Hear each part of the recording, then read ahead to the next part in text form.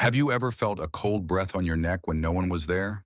Or heard whispers carried by the wind, whispering secrets you were never meant to hear? Some places were never meant to be explored.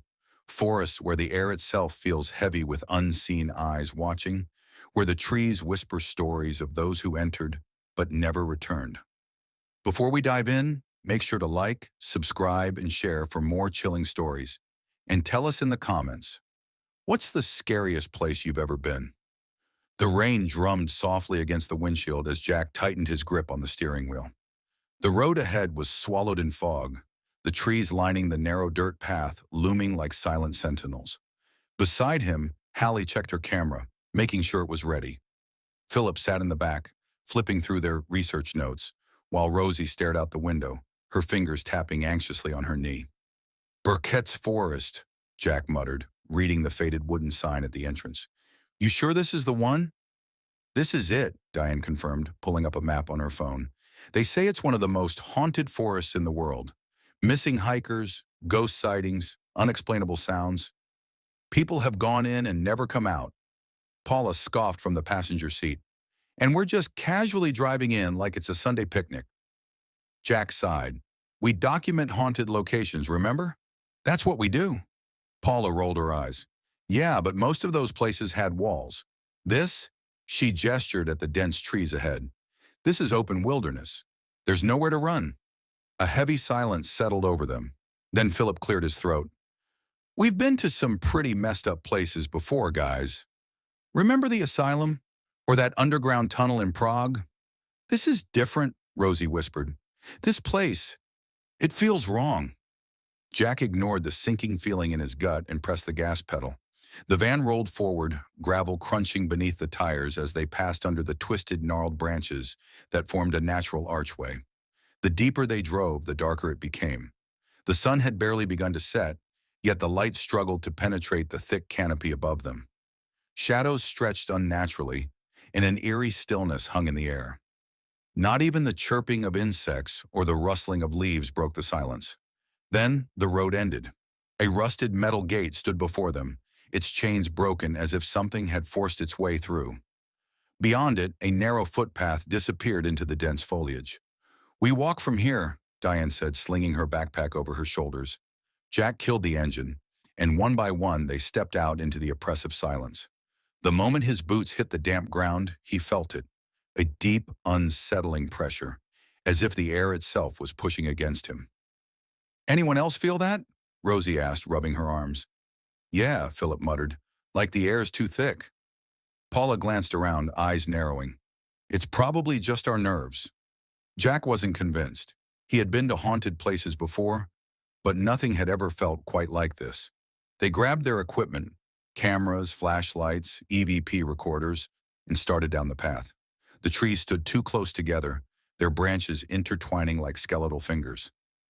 The dirt trail was uneven, covered in damp leaves, and the deeper they ventured, the colder it became. Then came the whispers. Soft at first, just a faint hum, like wind brushing against the trees. But as they walked, the murmurs grew more distinct, words just out of reach, voices just behind them. Jack turned sharply, his flashlight cutting through the trees. "Nothing." "Did you hear that?" he asked. Hallie swallowed hard. "Yeah. Probably the wind," Philip said, though his voice lacked confidence.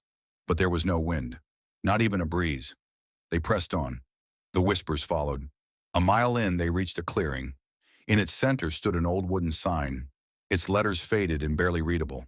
"Turn back." The ground beneath it was disturbed, as if something had been buried or unearthed. Paula chuckled nervously. "They really went all out with the horror movie vibes, huh?" Rosie stepped closer, her flashlight illuminating the sign. "No, look at the wood." Jack followed her gaze. The edges were splintered, jagged. The words weren't painted or carved. They were scratched. Deep, violent grooves, as if someone or something had desperately tried to leave a warning. A branch snapped in the distance. Everyone froze. Then another, closer. Jack slowly raised his flashlight, scanning the darkness beyond the trees. Nothing moved. The forest remained unnervingly still, but the feeling of being watched was suffocating. We should turn back, Rosie whispered. Before anyone could answer, a low, guttural laugh echoed through the trees. Not human. Jack's stomach twisted. His instincts screamed at him to run, but his feet refused to move. Then Diane gasped, pointing to the path ahead. Look, a figure stood in the distance. Not moving, not speaking, just watching. It was too dark to make out any features, but the silhouette was tall, impossibly still. And then it took a step forward. Rosie choked back a cry. Paula grabbed Jack's arm. The figure stepped again, and again. Then it vanished. The sound of footsteps rushed toward them, faster than any human could move. The whispers erupted into a frenzy, overlapping voices screeching through the air. Jack turned and ran. The others followed, crashing through the undergrowth, breathless with terror. The trees blurred past them, and the air burned in their lungs. Then out of nowhere, Jack tripped. He hit the ground hard, his flashlight flying from his grip. The whispers surged around him, closing in. Hands grabbed his arms. For a split second, he thought it was Philip. But then he saw them. Fingers, gray, rotting. They clawed at his skin, dragging him toward the darkness. Jack screamed. A hand yanked him back. Paula, get up! Run! Jack scrambled to his feet, stumbling forward as the others pulled him along. They didn't stop until they saw the headlights of the van glowing through the trees. Jack threw himself into the driver's seat, his hands shaking as he fumbled for the keys. The van roared to life. Tires spun in the mud. The trees trembled around them, the whispers shrieking into the night. Then, silence.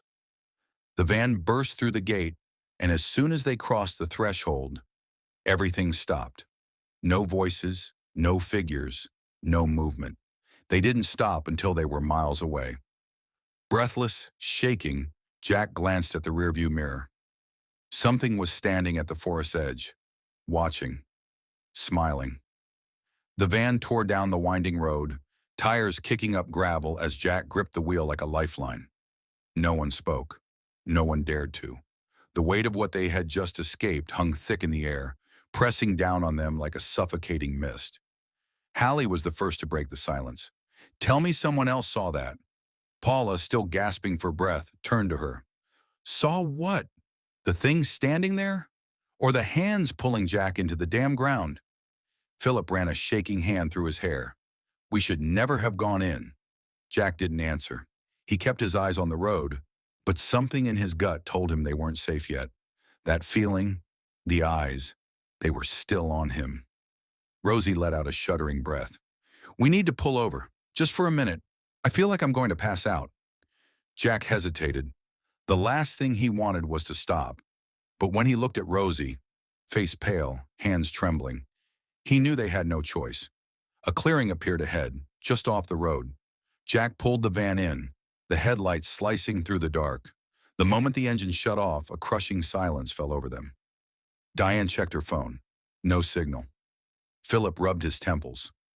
What the hell happened back there? No one answered, because no one knew. Hallie grabbed the camera from her bag and played back the footage. The small screen flickered, showing their walk into the forest, the sign, their reactions. Then, just as they reached the clearing, static. She fast-forwarded. The only thing visible was brief flickers of light, twisted images, and bursts of shadow moving too fast to process. Then the screen went black. Hallie cursed. It's all gone. Diane grabbed her own camera and checked the files. The same thing. Every device had stopped recording the moment they heard the whispers. Paula threw up her hands. Perfect. So now we have no proof that any of that happened? Philip shook his head. We don't need proof. We just need to get the hell away from here. Jack nodded and reached for the ignition. The van wouldn't start. The engine clicked, refused to turn over. Paula let out a sharp laugh. No. We are not doing this. This is not happening. Jack cursed under his breath, trying again. Nothing. Then the whispers returned. Software, slow, slithering through the air like a breath against their skin. Paula gripped Rosie's hand. Tell me you hear that. Rosie just nodded, eyes wide. The air in the van grew thick, suffocating. The temperature dropped so fast their breath came out in misty puffs. Then the radio crackled on. A garbled voice distorted, speaking in broken syllables. Hallie reached for the dial, hands shaking. "Jack, turn it off." Jack didn't move. The voice grew clearer. "Why? Did you come back?" Silence. Then, bang! Something slammed against the van. Everyone screamed. Jack grabbed a flashlight and turned it toward the window. Nothing. But the whispers had grown louder, circling them, scratching at the windows, pressing against the glass. Philip grabbed Jack's shoulder. "We have to run." "To where?" Jack snapped. "We're in the middle of nowhere." But before anyone could argue, the van door slid open. A hand reached in. Gray, decayed, fingers like brittle twigs. Rosie screamed as the hand grabbed her arm. Jack reacted without thinking. He lunged, grabbing Rosie and yanking her free. Paula kicked at the hand, slamming the door shut. The van rocked violently. Something, many things, pounded against it, their weight pressing against the metal, their whispers overlapping into a shrieking cacophony. Jack turned the key again, heart hammering in his chest. The van roared to life. Jack floored the gas. The tires spun in the mud before finally catching. The van lurched forward, bursting back onto the road. The whispers faded. The pounding stopped. For a moment, all they could hear was the engine and their ragged breathing. Then Diane whispered, "Guys, look." Jack followed her gaze. Something was running alongside them. Not on the road, in the trees. Tall, twisted shapes moved in the darkness, keeping pace with the van. Their forms weren't fully visible, only glimpses of elongated limbs, gaping mouths, hollow eyes that gleamed in the headlights before vanishing into the shadows again. Jack pressed harder on the gas. The road stretched endlessly ahead, swallowed by fog. He didn't know where they were anymore. The map, the GPS, all useless. Then up ahead, a figure stood in the middle of the road. Jack swerved. The tires skidded. The van spun. For one heart-stopping second, they lost control. Then, crash. Everything went black. The van came to a screeching halt, its tires grinding against the dirt as it slid to a stop. The headlights flickered erratically, casting long, jagged shadows across the road. Inside, there was only the sound of their heavy breathing, the smell of burning rubber lingering in the air. For a long moment, no one moved. They were all too stunned, too disoriented by the chaos of the crash. Jack blinked rapidly, his vision swimming. His head throbbed, and a sharp pain radiated from his shoulder where he'd been thrown against the seatbelt. He reached up, fingers trembling, and found the seatbelt latch. It clicked open, but before he could move, he heard Hallie's voice. "Jack?" His eyes snapped to her. She was staring out the front window, her face pale, lips parted as if she was about to speak, but no words came out. He followed her gaze. The figure. It was still standing there, the one they'd swerved to avoid. It wasn't just standing, it was staring. Tall, inhumanly tall.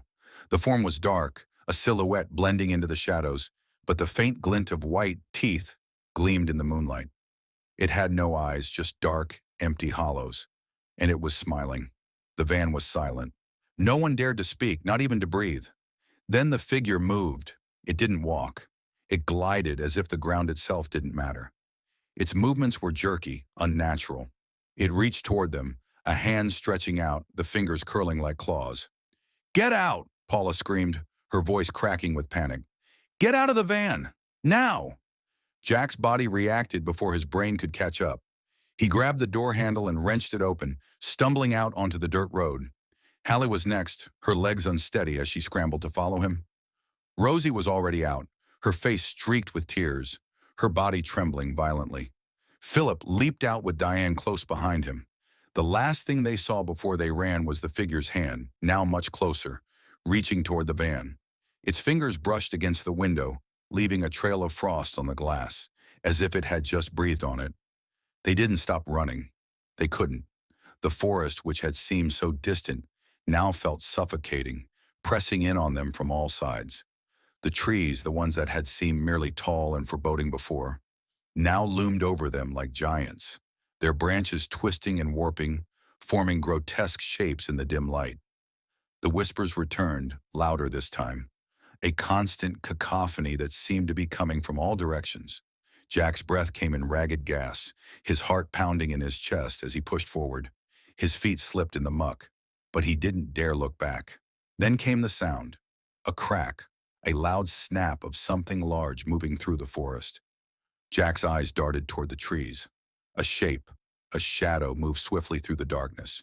Its form was too fast, too inhuman to be any animal he knew.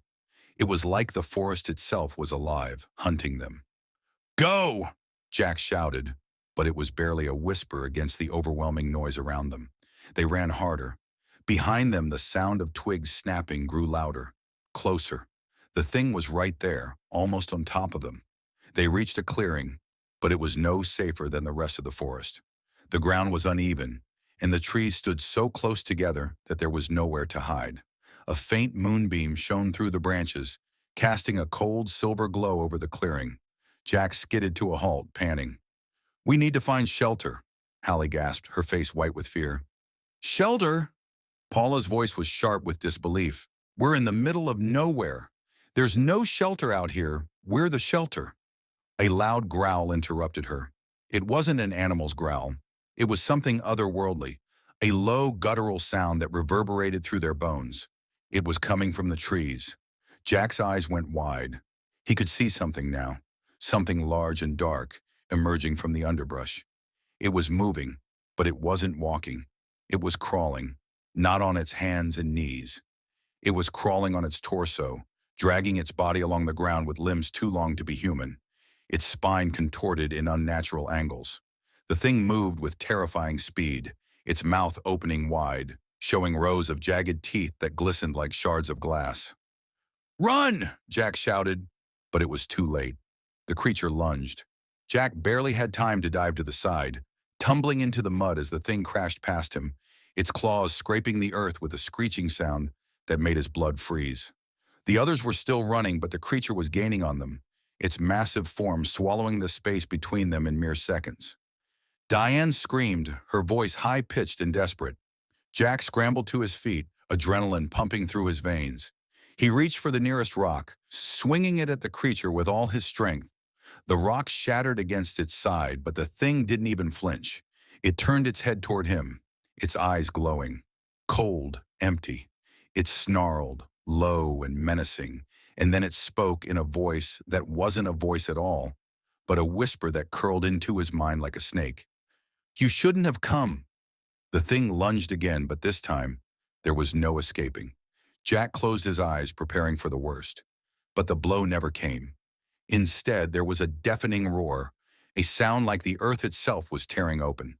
The creature screeched, its form jerking violently, as if it had been struck by an unseen force. Suddenly, the thing was dragged back into the darkness, the ground trembling beneath their feet. It was gone. For a moment, there was only silence. The silence after the creature disappeared felt like a breath held too long. It was suffocating. No one moved at first, their bodies frozen in the unnatural stillness. The only sounds were the ragged breaths they all struggled to control. The fear was still there, lingering, thick as fog, clouding their minds. Jack's heart thudded in his chest, his hands trembling as he wiped the mud from his face. His body was on autopilot, but every instinct screamed at him to run, to keep moving. He glanced around quickly, trying to see if the creature would return, but the shadows seemed to have swallowed it whole. The forest had fallen eerily quiet, like a predator waiting for its prey to make the next move. Then Hallie's voice broke through the tension, low and shaky. Did anyone see what happened? What just pulled it away?" Jack's throat tightened as he tried to answer, but no words came. He didn't know. There was no way to explain what had happened. The thing, the creature, had been there, and then it hadn't been. It was as if it had been torn apart, sucked into the night. "Maybe it's gone for good," Paula said, her voice barely above a whisper. She was scanning the trees, her eyes wild with fear. "Maybe whatever pulled it away saved us." Diane didn't look convinced. "Or it's waiting for us to make the next mistake." Philip shook his head. "We can't stay here. If that thing comes back, we'll be sitting ducks. We need to find shelter, something that can protect us." They all agreed, albeit reluctantly, but no one dared speak aloud the thought that hung heavy in the air. If that creature could vanish so easily, then nothing in this cursed forest could be trusted. They weren't safe anywhere. The forest wasn't just haunted, it was alive, and it was playing with them. Jack led the group through the dense undergrowth, heart hammering. The trees seemed to close in on them, their gnarled branches twisting like fingers reaching for the sky. The whispers returned, louder now, swirling around them. The faint hiss of voices scraping against each other, murmuring in languages Jack couldn't understand. "They're here," Rosie murmured, her voice trembling. "They're all around us." Hallie nodded grimly, her eyes darting nervously. "Something's not right. It feels like they're feeding off our fear." Jack glanced behind him, but there was no sign of the creature, or whatever had dragged it away.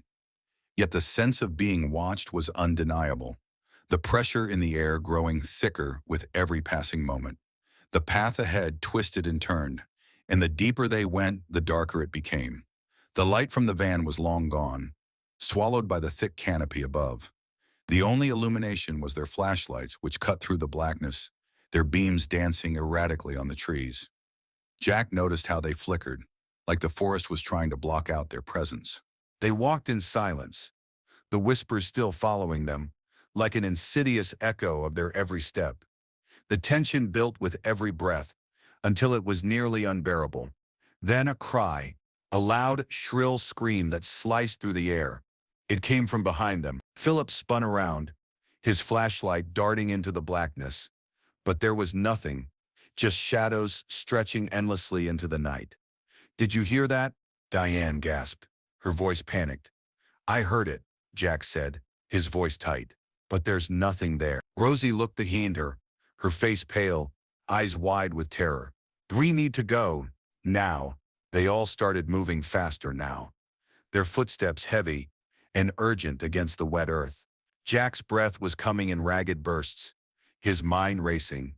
What was chasing them? Or was it something worse? Something unseen? Something they couldn't outrun? Another scream echoed through the trees, this time from a closer distance. The air grew cold, the temperature dropping with every second, until it felt as if the chill was seeping into their bones. "It's here." Hallie's voice was barely a whisper, barely audible above the pounding of their hearts. "It's already here."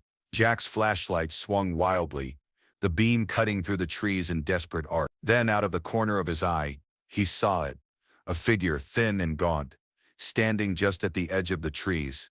He spun toward it, but the figure was gone before he could make out any details. "Did anyone see that?" Jack's voice was hoarse with fear. His mind was unraveling, each turn of the path taking him deeper into something he couldn't explain, something he didn't want to understand. No one answered.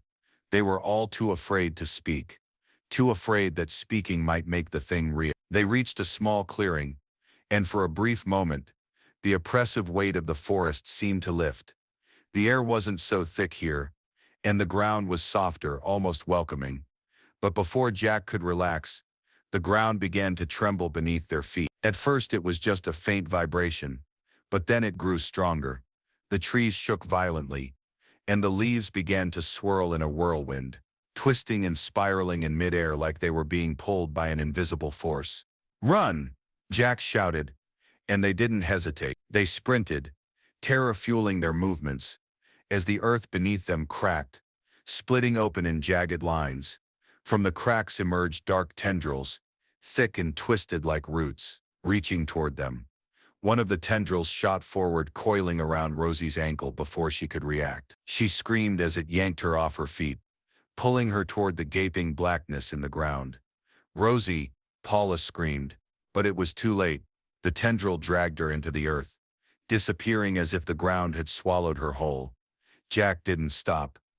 His body moved of its own accord, forcing him to keep running, his legs screaming for him to slow down.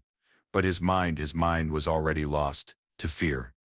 The ground shook again, more violently this time, and Jack glanced over his shoulder just in time to see the earth erupting behind him. Something massive, something alive was coming after them. It was too late to escape. The earth trembled again, this time with such force that it sent Jack stumbling to his knees. He barely caught himself, his palms scraping against the cold, wet ground. The sound that followed was like the roar of an approaching storm, a deep, guttural rumble that seemed to come from the very heart of the forest. "Run!" Diane screamed, her voice desperate. Jack scrambled to his feet, heart racing as his body responded without thinking. He had no idea where he was running, but there was only one thing in his mind now: survival. Behind him, the ground split open once more, jagged fissures yawning wide as dark tendrils erupted from the cracks, stretching toward them like hungry arms. Hallie was the first to break ahead, her breathing ragged, but her legs strong, propelling her forward with an urgency that mirrored Jack's. Philip and Diane followed close behind, and Jack could hear the pounding of their footsteps in the distance. Then a loud shriek split the night. It wasn't a scream, it was something far worse, a howl that scraped the soul like the sound of an ancient being waking from an eternal slumber. A massive figure emerged from the clearing ahead. Jack's breath caught in his throat. It was tall, impossibly tall, with limbs that were too long, too twisted. Its body was covered in what looked like bark, dark and knotted, with a pair of eyes that glowed a piercing cold blue. It moved slowly, deliberately, but there was no mistaking the power it exuded. It wasn't just a creature, it was something older than the forest itself, something ancient. "It's one of them," Hallie gasped, her voice trembling as she came to a sudden stop beside Jack. Jack didn't answer. He didn't have the words. There was no way to describe the horror he was feeling. The figure was nearly upon them. His legs wouldn't move fast enough to outrun it. "Keep moving," Jack shouted. He shoved Hallie forward, forcing her to keep running. But it was already too late. The thing reached out with its long, gnarled fingers, and with a single motion, it grabbed hold of Philip. "No!" Diane screamed as Philip's body was lifted off the ground, his legs kicking helplessly. It happened so fast, Jack didn't even have time to process it before the thing pulled Philip into its chest, disappearing into the darkness like a shadow swallowing the last remnants of light. "No!" Diane sobbed, her voice breaking. "Philip!" But there was no answer, no sign of him. "Keep running," Jack shouted again, the words coming out like a command he didn't have the luxury of doubting. His voice barely rose above the howl of the wind as they ran deeper into the forest, the sounds of chaos filling their ears. Diane stumbled, but Hallie caught her. "You have to focus, Diane. We're not dead yet." But Jack could see it, the terror in Diane's eyes, the hopelessness threatening to overwhelm her. They were being hunted. And the worst part was that they had no idea by what. The forest was shifting around them, growing more disorienting, more claustrophobic. The trees seemed to bend toward them, their branches reaching down, like hands ready to crush them into the earth. "We're never going to make it out of here, are we?" Diane whispered, her voice hollow. Jack swallowed hard. He didn't have an answer. He couldn't make any promises. Then something crashed through the trees ahead. A dark shape. A creature, taller than the one they'd seen earlier, but this one had wings. The air around them grew cold again, frost creeping up their legs, making the ground slick and treacherous. The creature had wings that seemed to stretch for miles, leathery and tattered, like the wings of something ancient and predatory. Jack didn't wait. He grabbed Hallie's arm, pulling her into a run again. "Move!" But they were not fast enough. The creature lunged, its massive wings throwing gusts of wind that nearly knocked them off their feet. Jack felt the sting of the wind on his face as he dodged. The roar of the creature's approach deafening. They weren't going to outrun it, not without help. "Look out!" Hallie screamed. Jack turned just in time to see the thing descending toward them, its claws outstretched, its wings blocking out the sky. It crashed to the ground with a deafening thud, its long talons scraping the earth. "Run!" Hallie screamed again, but Jack was frozen, his eyes locked on the creature. The thing's eyes were glowing, a brilliant, piercing blue that seemed to burn with an unnatural light. It opened its mouth, revealing rows of jagged teeth that glinted in the darkness. It hissed, the sound low and bone-chilling. Then, without warning, it spread its wings, a gust of air so powerful it sent Jack tumbling backward. He hit the ground hard, his head spinning. For a moment, everything blurred together. Flickers of movement, flashes of light. His vision swam, When he regained focus, the creature was gone. The clearing was empty, save for the wind that howled around them. For a long moment, no one moved. "We need to get out of here," Jack whispered, his voice hoarse. He pushed himself to his feet, his legs unsteady. Now, the others didn't need to be told twice. They turned and ran once more, hearts pounding, breath coming in gasps.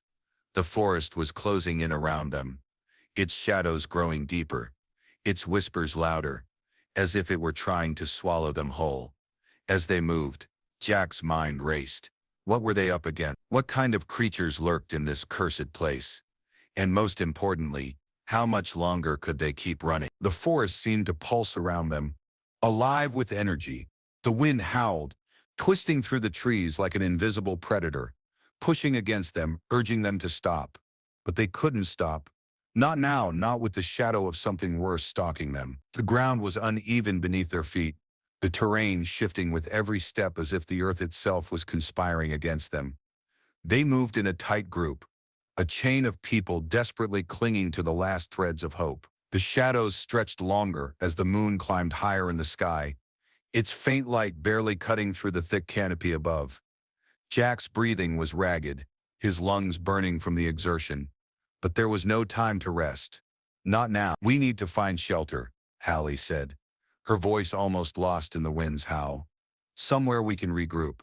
Jack nodded, not trusting his voice. There was no shelter out here, not in a forest that had already swallowed so many. But Hallie's words echoed in his mind like a desperate prayer. They couldn't keep running forever. They needed a place to hide, to think. A rustling sound ahead caught his attention. He stopped, his heart skipping a beat, his breath catching in his throat. The others faltered behind him, all of them pausing to listen. There, just ahead, was a small hut, tucked between the gnarled trunks of two ancient trees. It wasn't much, but it was a shelter, a temporary haven from the madness that was chasing them. Jack's eyes locked onto it, and went the word he took off toward it, the others following in his wake. They burst into the clearing, their feet crunching through the underbrush. The hut was small, barely more than a shack, but it was solid, made from the same twisted, gnarled wood that seemed to grow out of the forest itself. Its windows were dark, shadowed as if the place had been abandoned for centuries. "Get inside," Jack said, his voice low, urgent. He grabbed the door, which creaked as he pulled it open, and ushered everyone inside. They shuffled in, one by one, and Jack slammed the door shut behind him, his heart racing. The air inside was stale, musty with the scent of decay. The walls were lined with strange markings, carvings in the wood, cryptic symbols that seemed to shift as he looked at them. His eyes couldn't quite focus on them. They were moving. His head swam, and he shook it, trying to clear the dizzying effect. "Jack," Diane whispered, her voice trembling. She was huddled in the corner, clutching her arms around herself. Do you think we're safe here?" Jack didn't answer right away. He wasn't sure. The forest outside had been alive with horrors beyond anything he could have imagined. But the inside of this hut, it didn't feel much better. There was something oppressive in the air, like the walls themselves were breathing. "I don't know," he said finally, forcing his voice to steady. "But we need to rest for a moment. Maybe it's not following us." Hallie, always the optimist, was already at the window, peering through the cracks. She turned back to them, her eyes wide. "Jack, we need to see this." Jack moved to her side, his body protesting the sudden stillness. He pressed his face against the crack in the wood, his eyes scanning the forest. At first he saw nothing, just the shadows, but then something moved. A figure, just a glimpse, darting between the trees. His breath caught in his throat. "There's something out there," Jack murmured, more to himself than anyone else. Hallie nodded grimly. "It's watching us." "We're not alone," Diane said, her voice barely above a whisper. "Whatever that thing is, it's still here. I can feel it." Jack glanced around the hut, eyes narrowing at the symbols etched into the walls. There was something about them, something familiar. He couldn't place it, but it tugged at his memory, gnawing at him like a half-remembered dream. As he looked closer, the markings seemed to shift and change, reforming into shapes that made his stomach churn. Faces, eyes, bodies that seem to writhe and distort, trapped in the wood itself. It's, it's, it's like they're alive, Jack said, his voice tight with unease. These symbols, they're part of the forest. They're calling to us. Paula turned sharply, her eyes wide with panic. What do you mean they're calling to us? Are you saying the forest is alive? Not just the forest, Jack replied, his voice trembling now. The forest, the creatures, the hut. It's all connected. Everything we've seen, everything that's happening. Jack's mind raced as he stared at the swirling, shifting symbols on the walls. His thoughts felt disjointed, fragmented, but there was one thing he couldn't shake. They were not alone in this forest. Not in the way they thought. They're watching us, Jack said again, his voice hollow, as if it wasn't entirely his own. The others fell silent, absorbing his words, their faces pale. Paula's eyes flicked nervously between the symbols and the dark corners of the room. Diane was pressing herself into the corner, her arms around herself, eyes wide with fear, while Hallie was staring intently at the window, her gaze fixed on something outside. Do you see it? Hallie asked, her voice tight. Jack turned. Hallie was looking out into the trees again. Her face was ashen, her fingers gripping the edge of the window frame, with white knuckles. She wasn't looking at the forest. She was staring through it. What's happening? Jack asked, his throat dry. There are more of them, Hallie said, her voice almost shaking with terror. They're gathering. They're calling us. For a moment, no one moved. The only sound was the wind howling outside, pressing against the walls like a living thing trying to get in. And then, without warning, the ground beneath them trembled again. A deep, ominous rumble. Jack's heart dropped into his stomach. We need to get out of here, Diane said, her voice cracking as she scrambled to her feet. Now, if they're calling to us, we're trapped. We can't stay here. Jack nodded, though every instinct in his body screamed to stay still. The forest wasn't just alive. It was hunting them. It had been hunting them from the moment they set foot in this cursed place. Suddenly the door flew open with a deafening crash, as if the forest itself had thrown it wide. The dark, empty woods outside pressed in, the shadows twisting like they had a mind of their own. The wind howled through the opening, but it wasn't just the wind. There was a voice within it, a whisper, a low, guttural sound that seeped into their minds, curling around their thoughts. The whispers of the forest were no longer distant murmurs. They were clear now, almost human. Leave now. It wasn't a suggestion. It wasn't even a warning. It was an order. Jack's body reacted before his brain could catch up. He reached out, grabbing Hallie's wrist and yanking her away from the window. Go, now, Jack shouted. Without waiting for a response, he turned and ran out of the hut, his heart pounding against his chest. Hallie, Paula, Diane and the rest followed, stumbling behind him as they ran through the dense forest. The trees loomed like giants, casting long, deep shadows that twisted in unnatural ways. The whispers rose again, louder now, filling his ears, seeping into his thoughts. The forest was alive, but it wasn't just the trees. It was them, the creatures, the things that had stalked them from the beginning, the things that had dragged their friends into the dark. Jack's breath was ragged as they ran, but he couldn't stop. They couldn't, not while the forest was still chasing them. Ahead, a clearing appeared, and Jack saw something that made his blood run cold. A massive, twisted figure, larger than any of the creatures they'd seen before, was standing in the center of the clearing. Its limbs were long and gnarled, like tree branches, and its body was draped in dark moss and vines. It was watching them, its glowing blue eyes fixed directly on Jack. A voice echoed through the forest, deep and terrible. You belong to us. Jack froze in his tracks. The others stopped beside him, their bodies tense, every instinct screaming at them to run. But it was too late. The creature stepped forward, its massive form moving with an eerie grace, despite its grotesque size. The ground beneath its feet seemed to wither and crack, and the forest around them groaned in pain. It wasn't just alive. It was feeding on them. "No, get back," Hallie screamed, but her voice was swallowed by the roar of the wind. The creature raised a hand, an impossibly long twisted arm, and the forest responded. The trees bent, the ground shifted, and from the earth itself, new tendrils rose. They were everywhere, long, thick, and dark, twisting upward like serpents, reaching for them. Jack felt the ground tremble beneath his feet again. But this time it wasn't the tremor of the earth. It was the weight of the creature's presence, pressing down on them. In that moment, Jack realized what the forest was. It was an ancient being, a god of the earth, and the creatures. Those things were its eyes, its limbs, its very will. It wasn't just a haunted forest. It was a sentient force, an entity older than time itself, and it was hungry. "No," Jack screamed, his voice breaking. "We won't." But before he could finish, the tendrils lashed out, grabbing him, yanking him off the ground.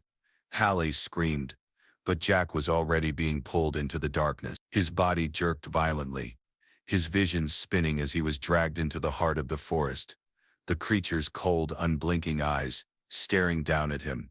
And then everything went black. When Jack regained consciousness, he wasn't sure how much time had passed. His body was heavy, weighed down by an unnatural stillness. The air was thick and cold, pressing against his skin like a suffocating blanket. He tried to move, but his limbs were sluggish, almost as if they were made of stone. Slowly, painfully, he forced his eyes open. The scene around him was both familiar and terrifyingly foreign. He was lying on the ground in the very heart of the forest, the place where the creature had first appeared. But this time, the trees were no longer twisted and gnarled. They were still too still, their branches stretching upward like skeletal hands frozen in midair. And then he saw them. The others, Hala, Diane, Paula, and the rest, were scattered around him, lying motionless, their bodies limp and silent. His heart pounded in his chest as he pushed himself into a sitting position, panic rising in his throat. "Hala? Paula? Diane?" His voice was hoarse, barely a whisper against the oppressive silence. But there was no answer, no movement. For a moment, Jack thought he was the last one left, that he had failed them, that he had led them into this nightmare, and now he was all alone, trapped in the forest's grasp. But then from the corner of his eye, he saw something, movement. A figure standing in the distance. It was the creature. Its massive form loomed over them, its long twisted arms stretched wide. And in its gaze Jack saw something he had never expected to see. Sadness. The creature's glowing blue eyes flickered, and for the first time they seemed to soften. It wasn't just watching them. It was waiting, as if it was giving them a chance. Jack's throat tightened as realization washed over him. The forest was not just an entity. It was a test. It had always been a test. The forest was ancient, yes. Powerful, yes. But it wasn't evil. It was something older, something beyond human understanding. And it had only one desire: to see who could survive its trials. And in that moment, Jack understood. The creature wasn't the enemy. The true enemy was fear. Fear that drove them into the forest. Fear that paralyzed them, kept them from understanding the forest's true nature. They had been so focused on survival that they hadn't realized the only thing that could save them was acceptance. Acceptance of the forest, of its will, and of the truth that they were no longer visitors. They were a part of it. The ground beneath him shifted again, but this time it wasn't in threat. The trees began to move, their branches creaking and groaning as if stretching after a long slumber. The tendrils that had once threatened to pull them into the darkness withdrew, retreating back into the earth. One by one, the others began to stir. Hala was the first to blink her eyes open, followed by Paula and Diane. They were all shaken, but alive, and they were no longer bound by fear. Jack stood up slowly, his legs still trembling but steadying. He looked toward the creature once more. Its eyes met his, and this time, the connection was different. There was no malice in the gaze, only understanding. The whispers of the forest returned, but they were no longer menacing. They were voices of the forest, not of creatures hunting them, but of guides that would lead them back to safety. if only they had the courage to follow. And so they did. They walked together, not running, but moving with purpose. The trees parted, clearing their path as if the forest was guiding them out. There were no more threats, no more horrors lurking in the shadows. The forest had done what it needed to do. It had tested them, pushed them to their limits, and now it was letting them go. As they made their way to the edge of the forest, Jack glanced back. The creature was no longer standing in the clearing. The forest had returned to its quiet, eerie peace. The trials were over, and they had survived.